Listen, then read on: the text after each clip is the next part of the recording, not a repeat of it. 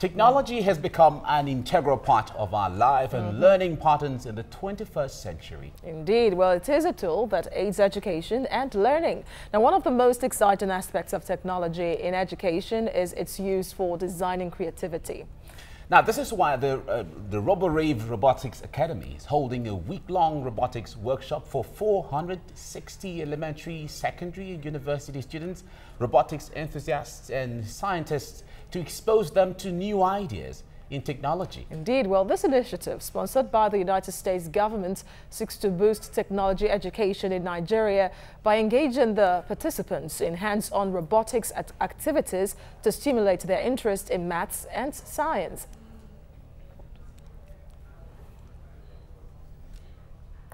And joining us to discuss this is the Public Affairs Officer of the U.S. Consulate General, Darcy Zotter. Good morning to you. Thank you for joining us. Good morning. And thank you for having me back. All right, you're welcome. And of course, with her is the RoboRave International Director of Global Programs, Russ Fisher-Eves. I hope I got the name right. That's good enough. Yes, thank you. You're welcome. Nice to see you. It's an honor. All right, so first off, let me start with you, Darcy. What does the United States government hope to achieve with this workshop, the training in Nigeria, in Lagos and Abeokuta, Ogun State especially? In a sentence, we hope to spark interest in STEM, science, technology, engineering, and math education. This is part of our support for economic development in Nigeria. Wow.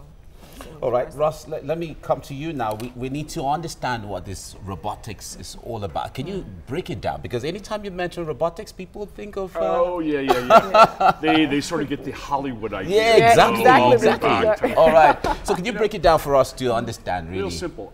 We look around the world, the machines that have processors, there's a sensory input, there's a process, and there's an output. That's robotic. Your cell phone, your TV, your cars, these are all robotic devices. So it's so important to get kids to, one, see it, and two, how do you play with it? How do you code it? So what do you hope to achieve with this? Yeah, of course, they need to play with it, but for a country like Nigeria, it's tagged as a developing country, it seems that a lot of grounds need to be covered for this to be achievable. You know, it's not just for Nigeria. We work all over the world. We see some very common challenges. One, a lot of the adults, the teachers, they haven't grown up with robotics. So they don't have the skill. They've got fear of bringing that into the classroom. So that's really one of the most important parts to start with. The adults, to show them they can do it, that it's engaging. Because once you give a robot to kids, good luck getting it out of their hands because it's engaging. I mean, the thing moves. You can teach so many math and science concepts. And that's what we've been doing for the last 2 days, and we'll continue to do that through the week. All right, Darcy, there is a target of about 460 people to benefit from this. Who are those to benefit, and how?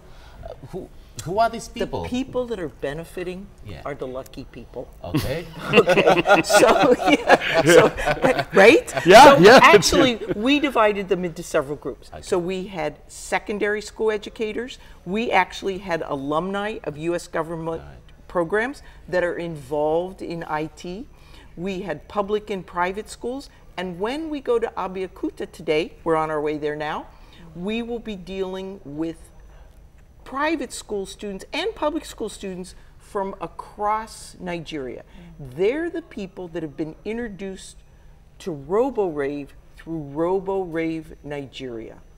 Those are how those students were selected. Okay. All right. But so is it going to be a once-off program after this? No, I am so glad you said that, because Russ and I were discussing this. So that's one of the things we wanted to make clear. This is the kickoff. Follow up to this, in the first part of 2018, RoboRave Nigeria will be following up with the individual schools. That's one thing. The second part of this is we are already committed to supporting 5 RoboRave Center activities. So our goal for us is, first of all, to get this established in Nigeria. But I'm going to turn it to Russ, talk about Africa writ large. So the first thing with RoboRave, it is a competition, but it's more of a program. It's more of a community. We want everybody to get involved so that we can teach each other. We can bring the whole community up. The other is, the idea is it's open to any type of robot. Many times people think, oh, it's only one type. We are a program that's open to any type of robot. So if you've got a homemade, if you made it out of materials lying around the house, excellent. That's the innovation. That sparks the entrepreneurship idea of getting people to be able to create.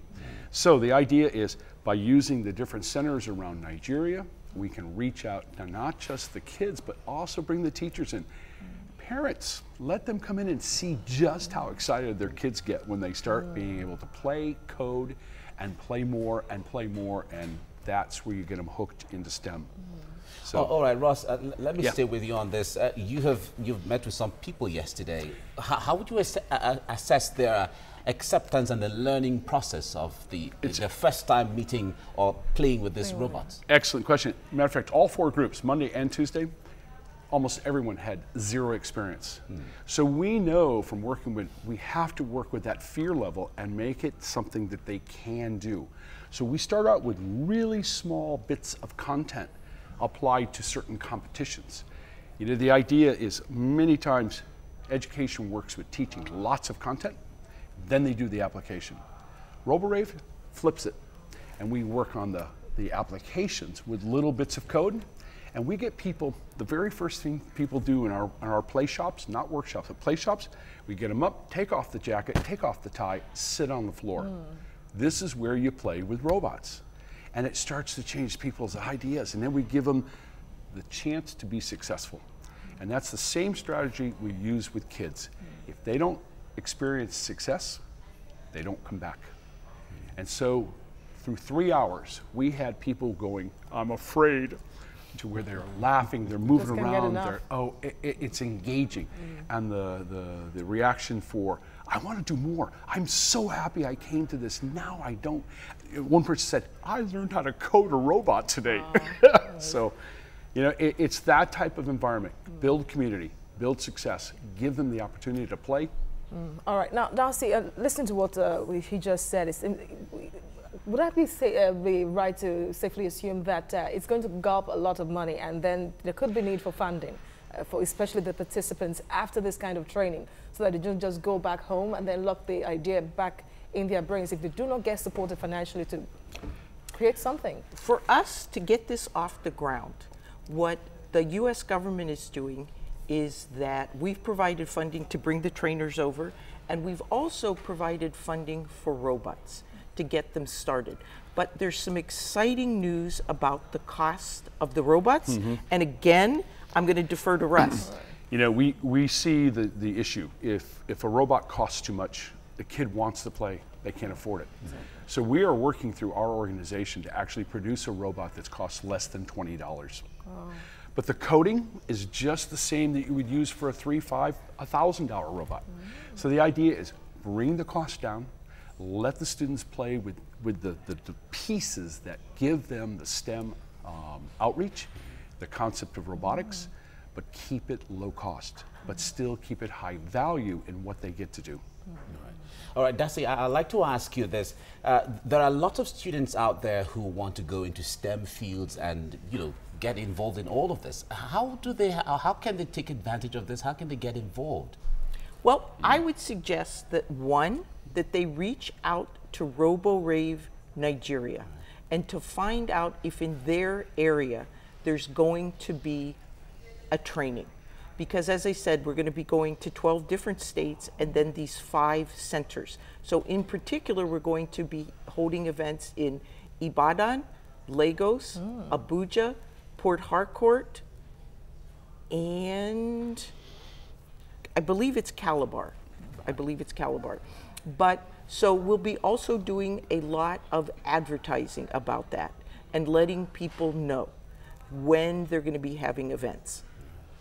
So how do you see robotics and then programming, really coding as well, helping to kind of age Africa's future, you know, creating a new path for it to compete? Well, we know that looking to the future, that these fields are where the jobs are. We know that in Nigeria, there hasn't been enough emphasis on this. It's growing though, it's growing. So what we try to do is we're not creating something in Nigeria. We're taking advantage of what's already here. Nigerians are interested. We just want to support that interest. Now that's it. We know that we have, when it comes to the curriculum, school curriculum in Nigeria, there hasn't been much of robotics involved. Is there any effort, maybe by the U.S. government, or as a way of influencing or urging the government to include or inculcate that into the curriculum for schools? This is it. This is exactly it. So we're hoping, we're going to sort of come off of Russ's approach, was sort of hands-on. We don't want to sort of talk about it. We're hoping that a lot of educators who took the training will now go back to their home districts and go, let me tell you, let me show you. Not just tell you, but let me show you. And those little happy faces, engaged faces. Her point's really well made, because when we worked with the teachers, we just don't teach robotics. We show them the connection to mathematics, how to work with variables and equations and collect data. We tie it to the sciences. So the teachers understand these are not toys, these are tools. They are instructional tools to give kids three-dimensional, hands-on activities to see how math works, to see how science works. And the teachers are like, oh, I see it. I can now understand how to use it in the classroom. So it's changing the mindset, making the materials available, and then taking small steps to start building programs like what the State Department's going to help do, and that starts the wave of change. I'm talking about the wave of change and letting it spread across the country. What about the North? Because the states you listed are heavily in the South. And then they are, and you know what? It came to me, so thank you. The city I forgot is Abuja. Now, I have to tell you, there's a plan afoot here. We're starting in the South. I've got my colleagues from the North, and we have some colleagues from the North down here. So our plan is to sort of pilot it down here, and hopefully it will spread north. I have to tell you, when we saw the journalists on Monday that got engaged, we had to like pull the journalists off the floor, and they're going, wait. So it was truly exciting. I'm not a STEM person. I had my first cell phone only 4 months ago. Even I was going, it's my turn. Well, that's really interesting, I must say. Now, Ross, tell us about the Rubber Rave. How is it accepted around, because you are on ground in the United States, you're coming to Africa for the first time. Yes. And how are people accepting the activities of we're teachers. We understand academy. some of the challenges teachers have in the classroom with space, time, and money. So the way we've designed RoboRave is to be low cost. Okay. Teachers, they don't have to buy our materials. They can make them on paper with markers or paint. They can build the tracks so students can participate. This has been an organic movement since we started 16 years ago with 25 high school students. Wow. 25 high school students. We're now in 17 countries on 5 continents. Wow. China has adopted it as an official robotics program. It's down throughout South America. We've just teamed with Europe's largest robotics competition to really now have an outreach to 35 countries. So going to RoboRave is just the beginning of change for students. They don't have to just play in Nigeria. They can go to France, to Spain, to Germany. They can come to the international. We want the door open to give kids the opportunity. It's not about the champions, it's about community. And I see throughout this world, we've got a lot of competition. RoboRave pushes collaboration. So we could be sitting across the table from different countries, and if you need a part of a robot, we give it to you during the competition. That's a really different environment. Sounds really exciting, really. So walk us through the session, really, of a training. Imagine we are potentially. You're here for the first time. Exactly. Well, I literally get you to stand up and take off your jacket and tie. We then move and we sit down on the floor. And it's like the adults, we're sitting on the floor. Our workshops have been changed to play shops. Play is how you learn, and communication and collaboration is how you build support, and communication and collaboration is how you build support and your self-esteem. So we would start you off with Within the first 10 to 15 minutes, you've got a laptop up, you've got a program going, and we're going to give you a little bit of code. We give you the seeds, and then you start to grow through that. And you say, well, if I want to make it go faster, how do I do it? We've engaged you into questions. We're not giving you the questions, you start to ask them. And when a teacher sees students generate questions because they want to do more, they want it to work better, they want it to run faster, a teacher just goes, they're alive, they're engaged. So we move through our challenges as the applications. So by the end of a 5 or 6 hour play shop, you've done 4 to 5 different challenges. It doesn't make you an expert, but it gives you the comfort to come back and do it again. All right.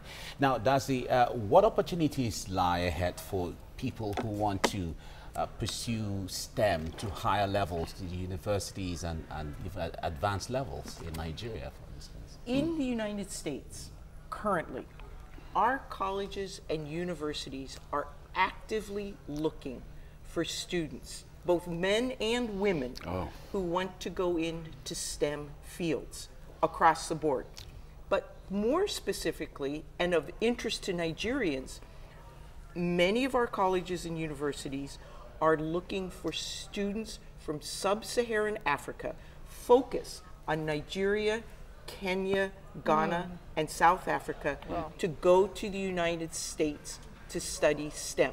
For instance, George Washington University established 20 scholarships specifically for Nigerian students to go as graduate students. So I want to make that clear. Primarily, the scholarships are available for graduate students. But I can assure you that if you're interested in going to the US to study STEM, particularly as a graduate student, you can find a scholarship. So I would encourage everybody to go to Education USA, all one word, educationusa.state.gov. And just as recently as Saturday, I met a Nigerian man who took advantage of this, got a full 2-year ride for a master's degree. They're looking for African students. All right, Education USA, you can hear that, everyone out there. If you want to be part of the STEM, or you want to go into STEM fields, in advanced level, you can go to educationusa.state.gov, and you can get more information there. Indeed. Now, let's continue with the discussion at this time. We know that robotics, technology is the way to go. It's the future. And then watching the video of the Deputy Secretary General of the United Nations engaging a robot, it made many people across the world more interested in how it works and the basics, and then the advances of robots. But then, so after this basics, really, what is the next stage in programming and then, bringing Absolutely. The path, the strategy we're using is, one, engage by using the competitions. But we also see that once you've learned how to program, once you've learned the concept of the robotics, where are you going to take it? So each year we add new challenges to the RoboRave competition. And about 4 years ago, we introduced the entrepreneurial competition. This means, how do you take the robotic systems and build something new or modify? But you don't come and get judged. You actually have to come and market it. You have to get people to come and vote for your product. So the idea is, start here with the competitions, but lead to new ideas. Give the students the opportunity to spark a new product. Last year, we had 2 teenagers down in Mexico. They built a robotic system using a school backpack. Wow. Okay? And on the backpack was an ultrasonic. It was sending sound out and bouncing back because they wanted to see behind the student. And he put a light on his handlebar. So when something was coming up behind him, the light went off. You know why? He had been hit by cars twice on his bicycle. He took robotics to build a safety device for him. And it was like, we were so impressed. That's from a 15-year-old kid using less than $40 of material. So it's not about big dollars or big systems. Very simple systems that use very straightforward coding can create new products. And we put exactly, I wanted to say That's it. Yes. Because I was going to say, certainly robotics, the way it plays out in the developed countries are different from the way it could play out in developing countries where a lot of things may not be on ground, as the case may be. In that. But with robotics now, how will people, young people in developing countries like Nigeria, take advantage of this to see how they can help themselves become entrepreneurs with the ideas from robotics? You know, we've asked the same question, and we know that not every kid has the money to travel to an event. So we said, can we create a challenge which is done from home? So we have a challenge where they can design, they build, and they video. They submit the video. No registration costs, totally free. They do it, send it, and now they are participating with a global community in robotics. So it's real important that the people here, you don't have to have money to really play. You have to have attitude. You have to have that interest to get involved. And we give you that pathway through free registration for certain competitions. All right, Darcy, let me come to you now. Yes, before you even get to participate, you have to be in school. Right. Yes. So what about those not in school, the children of impoverished Nigerians? How do they even get educated, first of all, even benefit? Is there any kind of program to bring them? I asked this question, you know, anytime you remember Steve Jobs or the Microsoft guy at this work, you know. Right. Well, what we've done along that, and we hear what you're saying. So on Tuesday afternoon, the people that attended the training were primarily alumni of U.S. government exchange programs. All of those alumni are operating programs for less fortunate students. Some of them who are in schools, some of them who are out of schools. Some of the people that attended, they actually have companies that are in the IT field, but then as a side, they provide STEM training to just those students you were talking about. I want to emphasize too that RoboRave isn't the only group that does this kind of training, but there's a reason we picked them.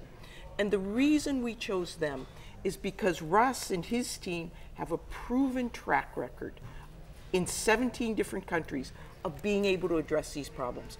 We didn't want people to come here and go, wait, what do you mean internet connection isn't perfect? What do you mean the schools don't have unlimited budgets? We didn't want those people. There's a reason we chose Russ and his team, and that's why. Oh, that's great. And if I could just add, schools, great source of reaching lots of students, but it doesn't have to be a school. It could be a group after school. It could be a mom or a dad who have kids and they want to get involved. We're open to any kid, anywhere, 8 to 98. Wow. So we want the adults right along, because it's so funny when you have a kid who's like 7th grade and they look at the adult, it's robot, and they go, that's the best you can do? I can imagine. And the adult goes, yeah.